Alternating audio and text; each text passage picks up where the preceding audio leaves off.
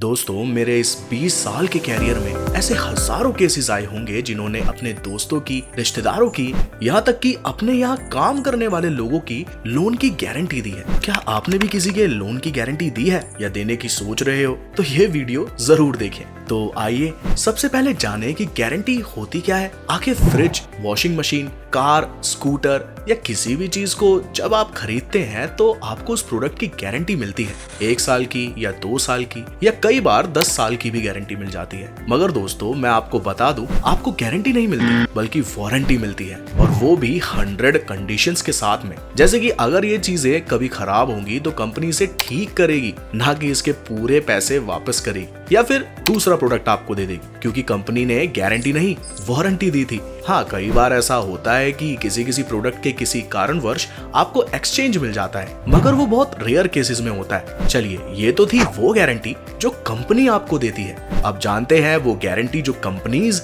या bank sector आपसे लेती है, जैसे लोन की गारंटी। तो लोन की गारंटी का क्या मतलब है? लोन की गारंटी का मतलब ये है कि अगर जिस पर्सन के लोन की गारंटी आपने दी है, अगर वो लोन नहीं दे पाया तो बैंक आपसे वो लोन वसूल करेगी, क्योंकि आपने ही लोन की गारंटी दी है। अब अगर आप वो पैसे नहीं देंगे तो बैंक आपके सिविल में रिपोर्ट करेगी और आपका सिविल खराब से खराब होता जाएगा। क्या आप सिविल के बारे में भी नहीं जानते? तो कोई बात नहीं दोस्त, डिस्क्रिप्शन बॉक्स चेक करें या ऊपर आई कार्ड पर क्लिक करें, क्योंकि हमने उसके बारे में भी एक डिटेल वीडियो बना रखी है कि बेसिकली सिविल खराब होने की वजह से आपको किन किन प्रॉब्लम्स का सामना करना पड़ सकता है। क्योंकि कल को जब आपको भी कभी इमरजेंसी में लोन चाहिए होगा तो आपको लोन मिलने में बहुत प्रॉब्लम आएंगी। चलिए अब आगे बढ़े। अब बैंक आपसे तरह तरह के सवाल करेगी कि जिसकी आपने गारंटी दी थी वो आपका कौन था, उसके साथ आपका क्या रिलेशन है। इस तरह के कई सवाल आपसे पूछे जाएंगे। बैंक आपके पास भी लीगल नोटिस भेजेगी कि आपने गारंटी दी थी तो आप पैसे वापस करिए। लेकिन अगर आप फिर भी अपने दोस्त की गारंटी देना चाहते हैं और उनकी हेल्प करना चाहते हैं तो मैं आपको बताता हूँ कि आपको क्या करना चाहिए। नंबर 1, एग्रीमेंट का होना।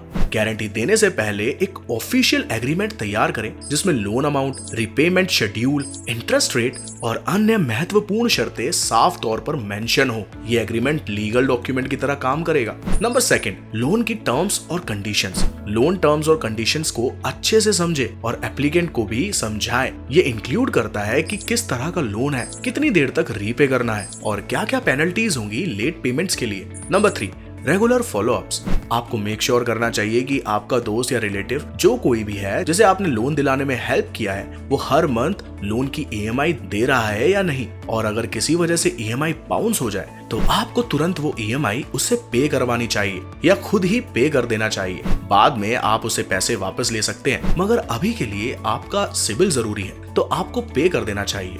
Number 4, documents. आपको उस लोन लेने का सैंक्शन लेटर लेना चाहिए जिसकी आपने गारंटी दी है। नंबर 5, अपनी फाइनेंशियल कैपेसिटी का ध्यान रखें। ये इंपॉर्टेंट है कि आपका अपना फाइनेंशियल पोजीशन स्ट्रांग हो। जब आप गारंटी दे रहे हैं, आपको लोन रीपे करने की कैपेसिटी होनी चाहिए ताकि अगर बोरोवर डिफॉल्ट कर दे तो आप लोन रीपेमेंट हैंडल कर सके बिना अपनी फाइनेंशियल स्टेबिलिटी को रिस्क में डाले। Number 6, legal advice. अगर आपको लगता है कि बोरोवर लोन नहीं चुका सकता है तो एक लीगल एक्सपर्ट या लॉयर से सलाह ले। लीगल प्रोसेस समझे।